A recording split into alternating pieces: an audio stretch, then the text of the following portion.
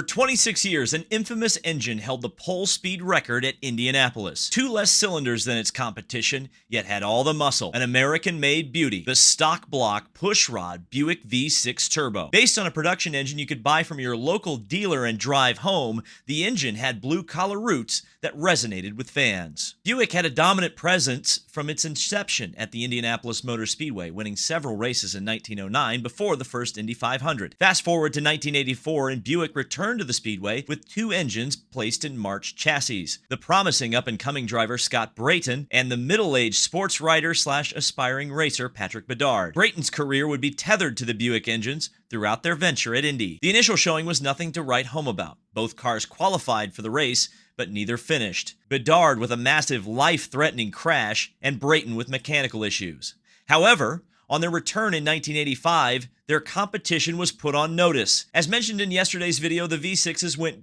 1-2 in qualifying. The power was there, but the race reliability was not. Not only did the Buicks not lead a single lap, neither Carter or Brayton finished due to mechanical failures. 1986 and 1987 were lackluster, with no starts in the top 10 and not a single car finishing the race. Jim Crawford overcame the apparent unreliability in 1988 with a solid 6th-place finish, and Scott Brayton equaled that result in 1989. In 1990, a third of the field was Buick-powered with 11 entries, the highest finisher being 9th, with Kevin Cogan paired with a year-old Penske chassis. Stan Fox improved that in 1991, finishing 8th. Then in 1992, Roberto Guerrero qualified on the pole at a record-breaking 232.482 miles an hour, a speed average that would still be good enough for the pole shootout today. The Buicks were back on top. However, following suit with their haunting reputation, Guerrero wouldn't finish the race,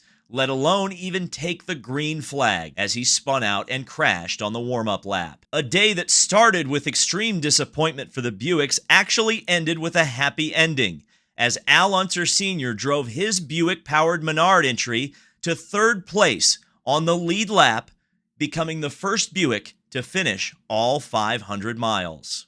Cut to 1994, and the Buick was rebranded as a Menard, reprising its role in shiny new Lola cars fielded by Team Menard. After a decent showing in 1994 with Eddie Cheever finishing 8th, they were back to the front in 1995. The distinctive, throaty-sounding V6s powered another 1-2 qualifying run, this time with Scott Brayton on the pole and Arie Luyendyk alongside. Arie managed to bring the car home 7th after a frustrating day coming up short of expectations, while teammates Lazier and Brayton struggled with issues. 1996, one last ride for the juggernaut to finish on top. Scott Brayton, Tony Stewart, Mark Dismore, and Eddie Cheever made up a strong stable of drivers with oval racing prowess. Brayton shattered the pole speed record at 233.718 miles per hour. Tony Stewart made it a second 1-2 in a row with a 233-plus average. Then, tragedy struck a few days later. A tire failure caused Brayton to lose control and hit the wall during a practice run. He would not survive his injuries. A beloved racer,